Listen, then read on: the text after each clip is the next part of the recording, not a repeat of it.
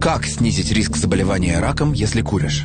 Потрать всего минуту и узнай, как помочь себе и близким. Что происходит, когда вы делаете затяжку?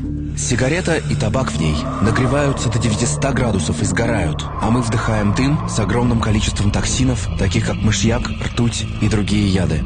Именно горение выделяет дым, в котором содержится более 6000 химических веществ, 69 из которых вызывают рак. Эти токсины по крови разносятся по всему организму, вызывая такие неизлечимые болезни, как рак легких, гортани, мочевого пузыря, эмфизему, бесплодие и инсульт. И все же, лишь одному человеку из 10 удается бросить с первого раза. Почему это так сложно? Причина в том, что курение формирует зависимость. Стоит выкурить очередную сигарету, и в организме происходит выброс гормона, отвечающего за удовольствие. Поэтому победить привычку так сложно. Мы сражаемся не с никотином, а с тем механизмом, который лежит в основе любой зависимости. От игромании до героина. Последние исследования четко дают понять, основной ущерб организму наносит горение табака и канцерогены, образующиеся в дыме. Именно они, а не никотин, являются ключевым фактором риска при курении.